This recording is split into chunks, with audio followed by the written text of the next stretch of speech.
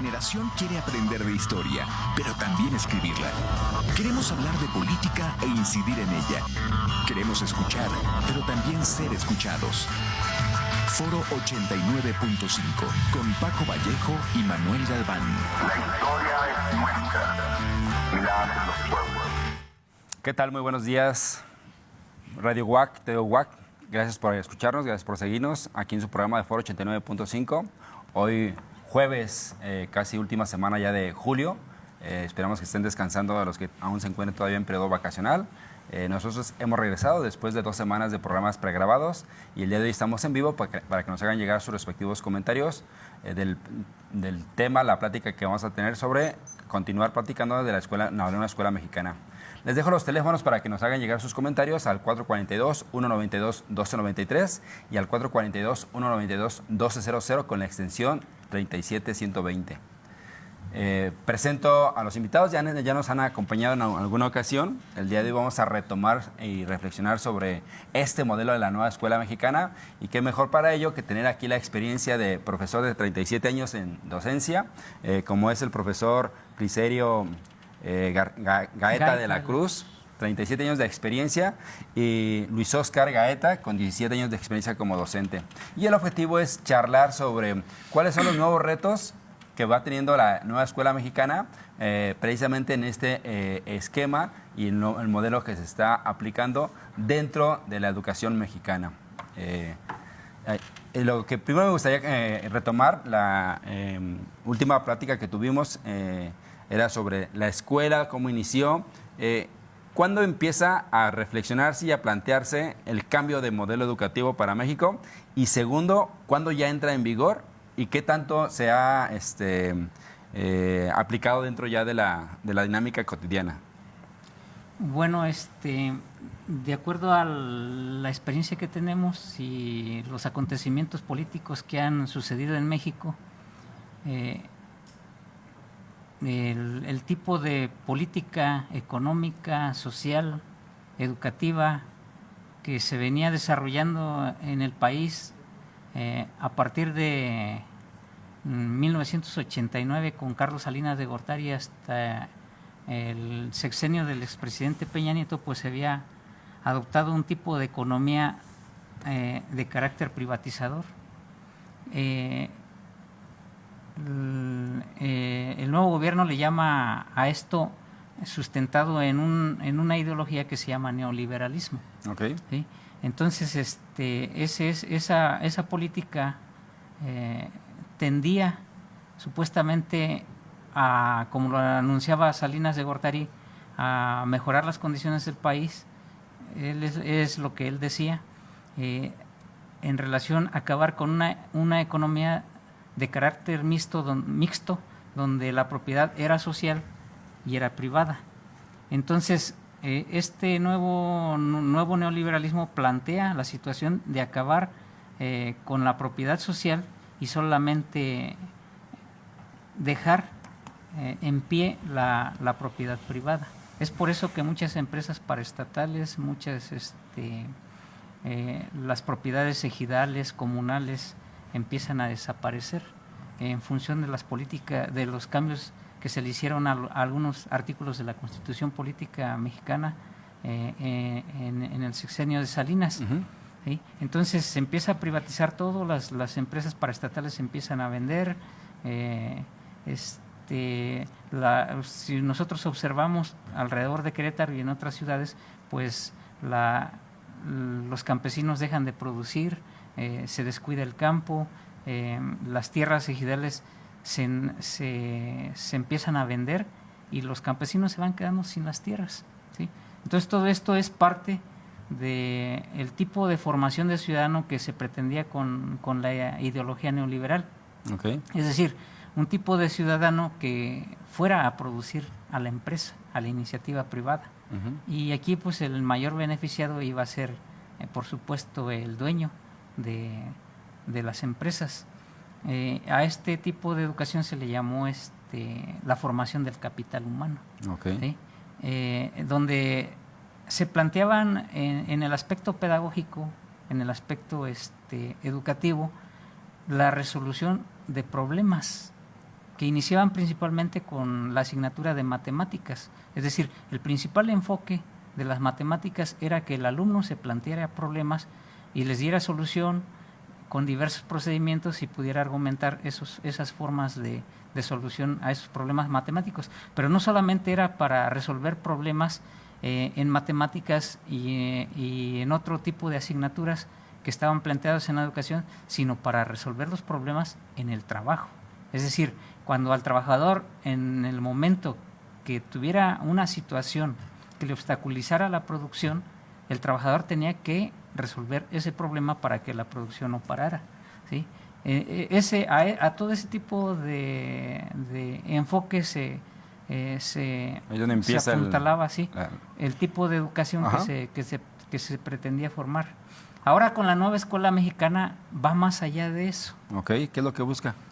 No solamente que el alumno se apropie de los conocimientos, de la información y resuelva problemas de carácter laboral, sino que aquí lo que se pretende con la nueva escuela mexicana es que se resuelvan los problemas sociales que hay en el país. Okay. ¿Sí? Es decir, también se trata de resolver problemas, pero va más allá de la adquisición de conocimiento y de resolver problemas solamente para la vida laboral, sino los problemas que tenemos sociales. El país está en una profunda crisis de muchos problemas: el narcotráfico, el feminismo, los asesinatos, la violencia, la pobreza, la emigración de los compatriotas a otros países y otros problemas que se han generado, como la emigración de otros países que está llegando aquí al país, que también es una situación que también está pasando como en Estados Unidos. A México llegan también ya muchos ciudadanos de otros países con la necesidad de buscar mejores oportunidades de vida. Correcto. ¿Sí? Entonces, la nueva escuela mexicana no se queda en ese nivel de la resolución de problemas laborales, sino de resolver los problemas sociales que permean hoy en el país. Correcto. Luis, ¿cuándo entra en vigor y qué tanto ha sido aceptado por la comunidad, y entiendo comunidad como mismos sus colegas profesores, los alumnos, padres de familia, la sociedad en conjunto? Bueno, primero que nada, pues un saludo a todas las personas que nos ven y nos escuchan a través de este medio, y agradecemos la invitación. Antes de dar respuesta a los cuestionamientos, quisiera más aclarar un punto que mencionó aquí mi papá cuando dijo que un problema el feminismo no es un problema. Creo que quiso decir los feminicidios, para que no se vaya a malinterpretar la afirmación que se hizo. Correcto. Entonces, para que se aclare. Por otro lado, el plan de estudios se genera a través, que es el plan 2022, que entra en vigor ya desde este ciclo escolar. Sin embargo, la nueva escuela mexicana se podía implementar desde el momento en que se llevó a cabo la reforma educativa en el 2019. Okay. Desde ahí se puede implementar ya lo que era el modelo educativo, con base en lo que el artículo 3 ya especificaba acerca de ver a la escuela como un proceso de transformación educativa, de transformación social. Entonces, si bien no estaban en aquel momento aún el plan de estudios de manera terminada, o no estaba todavía como lo tenemos hoy, ni tampoco los materiales como libros de texto o los libros sin receta para la maestra y el maestro, ya los docentes podían desarrollar ciertas actividades con base en lo que el artículo 3 constitucional proponía. Por otro lado, el magisterio ha aceptado el nuevo modelo educativo, ya que para la elaboración de esto que se denomina la nueva escuela mexicana, fueron los propios docentes los que elaboraron los materiales, los que dieron su punto de vista acerca de aquello que tenía que cambiarse respecto al modelo anterior, que era la mal llamada reforma educativa que se aprobó. Laboral, ¿no? Que más bien fue ya reforma laboral. Sí, tuvo mayoritariamente una incidencia más en el aspecto laboral de los docentes. Sin embargo, sí había aspectos de carácter didáctico y pedagógico que iban de la mano con lo que ya mencionaron hace un momento, con el desarrollo o la influencia del mercado y del sector empresarial en las determinaciones educativas de nuestro sistema escolar. En ese sentido, los maestros y las maestras pues han aceptado el reto de la implementación de la nueva escuela mexicana. Sin embargo, me parece que aún ha quedado pendiente o ha quedado un poco rezagado la parte del análisis pedagógico. Si bien se ha dado mucho énfasis aún al aspecto operativo, es decir, a la parte didáctica, en la implementación de proyectos que, como ya se dijo, no son proyectos de tipo empresarial o que tengan que formar capital humano, como se mencionó. Sí, sí. Tal parece que aún no ha quedado muy claro esa parte, que no se trabajará de la misma manera, es decir, no con los mismos propósitos, porque este modelo del trabajo por proyectos, que es el aprendizaje basado en proyectos, es parte de las metodologías de enseñanza que el sector empresarial ha determinado para que formar un cierto tipo de ciudadano que se adapte a las necesidades y a los requerimientos que el sector económico requiere. Y que, entre otras cosas, es necesario que a partir de los planteamientos pedagógicos filosóficos que plantea la nueva escuela mexicana se analice cuál va a ser el papel de la enseñanza, el papel didáctico de los docentes en función de lo que ahora se solicita para un nuevo tipo de sujeto o de ciudadano acorde a los requerimientos no solamente del mercado, sino de resolver las problemáticas sociales, porque también el tema del aprendizaje contextualizado es un tema, son conceptos todavía del modelo neoliberal que han quedado que han quedado o que se han venido arrastrando hasta este nuevo modelo educativo. Muchos conceptos que se siguen trabajando, pero que bien valdría la pena volverlos no volverlos, más bien iniciar su reflexión, ya que no tiene el mismo sentido. Por ejemplo, el pensamiento crítico en el modelo neoliberal también se hablaba, pero ahora también en la nueva escuela mexicana se habla del pensamiento crítico, pero no tiene el mismo significado ni la misma orientación que se trabajó en la pedagogía anterior, en la pedagogía posmoderna o en las reformas anteriores. Ok. Profesor Clicerio, si tengo entendido, esta entró en vigor en agosto del 2022, como tal.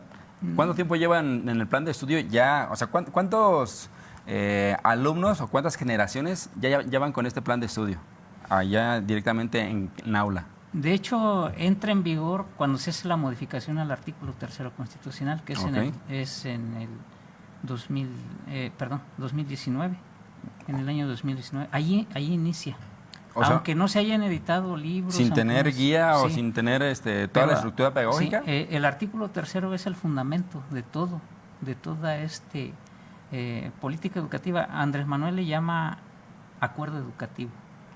También en una ocasión que invitamos al doctor Mar Sarriega, le decían, porque usted lo ha mencionado mucho, le llaman modelo educativo.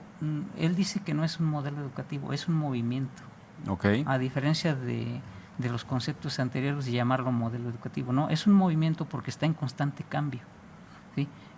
No, un modelo es algo cerrado, que ya queda ahí para replicarse. Sí. Y este nuevo esquema está en un continuo cambio. Una propuesta abierta para irse actualizando conforme la misma sociedad. Incluso la forma de trabajar de los maestros. ¿Sí? Por eso es precisamente que se propone que los maestros elaboren un programa analítico.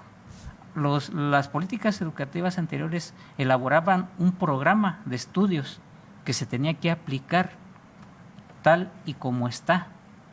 Y con esta reforma educativa también se volvieron a hacer esos programas de estudio que se le llaman programas sintéticos. Correcto. Pero a diferencia es que le hacen un agregado de dos aspectos que le ayudan mucho al docente, donde el docente va a tener autonomía curricular y va a tener autonomía profesional. ¿Qué quiere decir autonomía curricular? Que el Estado proporciona unos programas de estudio sintéticos que se tienen que trabajar su columna por ley, pero eso no implica que el docente no pueda proponer también contenidos que sean necesarios para los niños de determinada comunidad. ¿Sí? Entonces, el docente ahí adquiere una autonomía curricular. en un documento que tiene que elaborar el docente que se llama programa analítico, ¿sí? Ahí el docente se establece que lo debe elaborar en función de 3-4 planos. Correcto. Primero, que debe hacer un estudio contextual de los problemas para poder conocer con mayor precisión qué problemas hay en la comunidad. ¿Sí? Ese estudio lo tiene que hacer desde el nivel internacional, esos mismos problemas, cómo se dan a nivel internacional, digamos que es un estado del conocimiento de los problemas a nivel internacional, a nivel nacional, a nivel local y a nivel regional y a nivel de la comunidad. ¿Cómo se va dando todo eso? El maestro tiene que hacer todo ese estudio para la elaboración del programa analítico. Aunado a ello, tiene que hacer un diagnóstico psicopedagógico. Este consiste en la situación, en qué condiciones está el niño, en los problemas de aprendizaje que pueda tener, en los intereses que él tiene y en las necesidades que tienen los niños. ¿Sí? En eso consiste el diagnóstico psicopedagógico. Los resultados que han tenido, y junto a ello hay otro aspecto que también se le llama territorialización. Okay. Pero aquí la territorialización tiene que ver con la cultura. Esas 3 cosas van a ayudar mucho para que el maestro pueda hacer su programa analítico, ¿sí? La territorialización, el estudio contextual y el diagnóstico psicopedagógico de los niños, ¿sí? Pero también ahí las situaciones de enseñanza del maestro. ¿En qué los maestros estamos fallando? Reconocer en qué estamos fallando, hacer una autocrítica, decir, estamos fallando en esta situación. A veces no podemos generar que los niños aprendan como debe de ser, porque nosotros en ocasiones también podemos ser el problema, ¿sí? Todo esto le va a ayudar al maestro a hacer ese programa analítico. Después tiene que hacer una contextualización de todo ese estudio que hizo, ¿sí? Con lo que está establecido en los programas sintéticos, es decir, lo que le tiene que enseñar a los niños. Y al contextualizar va a decir, estos contenidos que están en los programas sintéticos ahora no son lineales. Anteriormente, en los programas anteriores, decía, aquí está el libro de texto, hoy vamos a ver lección 1, mañana lección 2, mañana lección 3. Aislado. Entonces, de manera lineal se tenía que enseñar. Correcto. Con esta nueva escuela mexicana no es así. A veces va a haber contenidos que están al principio, que están en medio o que están al final, dependiendo de las necesidades, dependiendo de la situación que hay en los niños, ¿sí? En los programas sintéticos yo puedo sacar contenidos que están al principio del texto, o contenidos que están en medio, o contenidos que están al final. O sea, que lo que quiero entender es, cada profesor tiene la libertad el día de hoy, conforme a toda la estructura del Lego pedagógico, ir tomando conforme a los que requiere para su comunidad. Pero aparte, si para resolver esos problemas comunitarios, no hay contenidos que estén considerados en el programa sintético, pero sí hay saberes, que acá se llaman saberes, pero que también son contenidos, saberes de la comunidad que pueden fortalecer el proceso enseñanza-aprendizaje en el niño. Es decir, por ejemplo, voy a poner un ejemplo simplón. A veces en la comunidad no hay un médico que pueda, cuando una persona está enferma, que pueda curar a los niños. Pero hay personas que a través de la herbolaria, a través de los conocimientos que han adquirido con experiencia, pueden tratar de determinada enfermedad sin tener ningún estudio. Correcto. Pero que son conocimientos que pueden ayudar a la comunidad. Entonces, ese tipo de saberes, si es necesario incluirlos en la planeación didáctica de los maestros van a determinar si es necesario o no es necesario. Interesante. Ese es un ejemplo, ¿sí? Entonces, ahí es donde los maestros adquieren la autonomía curricular, porque ellos también van a poder proponer los contenidos que sean necesarios, pero al mismo tiempo adquieren autonomía profesional, ¿sí? Porque ellos están tomando decisiones. No se les está imponiendo un programa, ¿sí? Sino ellos, dependiendo de las necesidades, van a poder de su realidad de la próxima. realidad, ¿sí? Y todo en función de resolver los problemas comunitarios. También ahí que las comunidades vayan siendo autónomas, que no dependan. Por ejemplo, no hay empleo en la comunidad, pero pues ahí hay campesinos, hay ganaderos, hay médicos, hay determinados profesionistas, hay determinadas personas que desarrollan algún oficio, compartirse todo el conocimiento de todos esos profesionistas y todos esos oficios para que la gente aprenda a trabajar y pueda ser autónoma. ¿Sí? Y quizás, si esto se aplicaría bien, a lo mejor con el tiempo no habría necesidad de que la gente emigre a los Estados Unidos o emigre a las ciudades y permanezcan en las comunidades. Es muy hermoso esto de la nueva escuela mexicana. Sí. Es un poco difícil porque muchos maestros no lo hemos entendido. Va en proceso todavía. Sí, así es. Correcto. Luis, ¿qué tanto, por qué fue tan mediático este asunto de los nuevos libros y todo el cambio en cuanto a contenido de información? ¿Y qué tanto atraviesa a la nueva escuela mexicana el día de hoy? Bueno, principalmente el asunto de la polémica que se generó al principio sobre los libros de texto fueron asuntos de temas políticos. Okay. Principalmente por los diferentes grupos que tienen el poder en los partidos políticos, que los que están poder a favor. Mediático. Así es, que están a favor de determinado grupo, pero también porque algunas de las editoriales los libros anteriores estaban a cargo de editoriales privadas y en la que algunos de los dueños de esas editoriales eran dueños de los medios de comunicación y ahora ya no eran ellos los encargados de elaborar los libros de texto, sino que ahora era la Secretaría de Educación Pública a través de los maestros los que iban a diseñar los contenidos y los temas que se deberían de trabajar en los materiales. Y sobre todo porque algunos de los temas que se planteaban en algunos libros de texto pues no eran bien recibidos por los grupos conservadores. Sí, por ejemplo, en el caso de Chihuahua se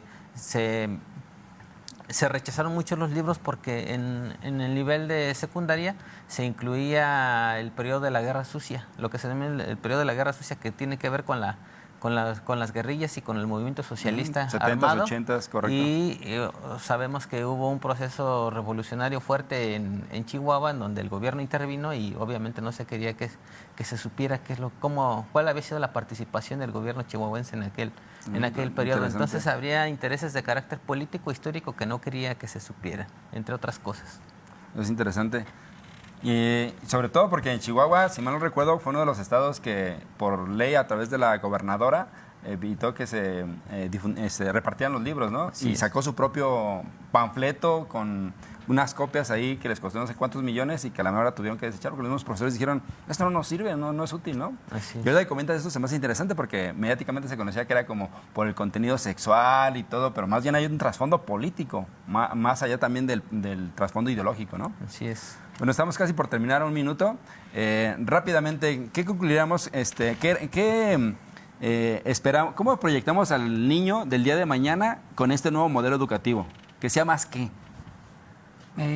Que sea más crítico, Okay.